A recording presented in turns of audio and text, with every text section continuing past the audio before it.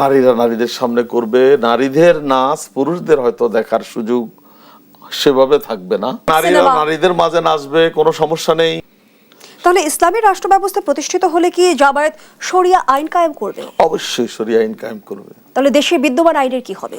দেশে বিদ্যমান আইন তো প্রয়োজন নেই। ইসলামী রাষ্ট্র ব্যবস্থা হলে দেশে যে বিদ্যমান আইন আছে সে বিদ্যমান আইন থেকে ইসলামী আইনে একজন নাগরিক অনেক বেশি অধিকার পাবে, একজন নারী অনেক বেশি অধিকার পাবে। যেমন ধরুন নারীদের ক্ষেত্রেই যদি নারীদের ক্ষেত্রে নারীরা তারা নিজস্ব ইচ্ছা অনুযায়ী চলাফেরা করতে পারবে।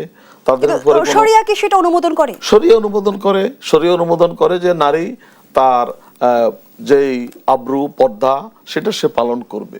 পর্দা কি জামায়াত ইসলামী বাধ্যতামূলক করবে? না, এরকম কিছু নয় যে পর্দা বাংলাদেশে ইসলামী রাষ্ট্র ব্যবস্থা প্রতিষ্ঠা হলে, বাংলাদেশ জামাত ইসলামী রাষ্ট্রীয় ক্ষমতায় গেলে সকল নারীকে বোরকা পড়তে হবে এরকম কোনো বাধ্যবাধকতা নেই। ইসলামী শরীয়তের বিধান তাকে জানানো হবে।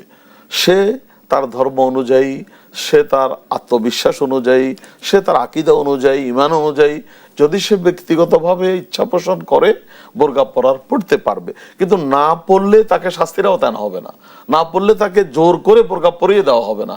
অথবা অন্য ধর্মাবলম্বীদের জন্য তো বোরকার প্রয়োজন নেই, তাদেরকে বাধ্য করা হবে না যে বোরকা পরা ছাড়া ঘর থেকে বেরোতে পারবে, এমন নয়। তবে একটি ভ্রান্ত ধারণা আমাদের দেশে প্রতিষ্ঠিত আছে। যেমন আমি গাজী টিভিতে টকশোতে যাচ্ছিলাম, যখন সিঁড়ি দিয়ে উঠছিলাম, পরবর্তীতে লিফটে উঠলাম, আমরা তিনজন ওই গাজী টিভিরই দুজন সেখানকার তাদের কর্মকর্তা অথবা কি হবে, একজন পুরুষ আর একজন নারী, উনি বলেই ফেললেন যে ভাইরা তো আমাদেরকে দেখতে পারেন না, যেহেতু আমি নারী আমি এখানে। তখন আমি বললাম যে না, আমার মেয়েও তো কাজ করে, আমার মেয়েও তো রুগী দেখে, প্রতিদিন কাজ করে, চেম্বার করে সে, সুতরাং আপনি কাজ করছেন এটা অপরাধের কিছু নয়, ইসলাম এটা নিষেধ করে নাই।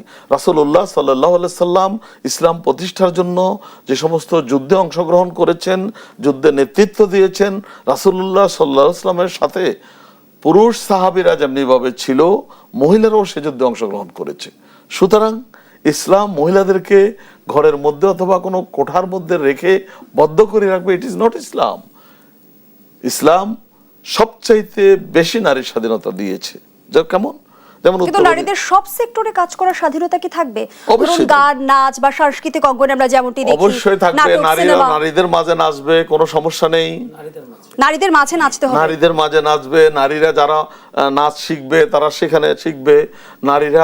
নারীদের মাঝে যতটুকু সম্ভব সেটা, যেটা শালীনতার মাধ্যমে, সেটা তো পুরুষদের মধ্যে করবে। মানে গান, নাচ, নাটক, সিনেমায় কোনো আপনাদের বাধ্যবাধকতা নেই, সবকিছুই চলবে, কিন্তু নারীরা নারীদের সামনে করবে। নারীরা নারীদের সামনে করবে। নারীদের নাচ পুরুষদের হয়তো দেখার সুযোগ সেভাবে থাকবে না, যদিও থাকে সেটি ইসলামী শরিয়া যদি এলাউ করে, সেটা তখন মুফতিরা সেটা দেখবেন, সে অনুযায়ী সিদ্ধান্ত হবে। তবে এই কথা এটা নয় যে আজকে জামাত ইসলামী রাষ্ট্রীয় ক্ষমতায় গেলে আগামীকাল ভোর থেকে কোনো নারী আর ঘর থেকে বের হতে পারবে না, এই যে একটি ধারণা, এটি সম্পূর্ণ ভ্রান্ত ধারণা।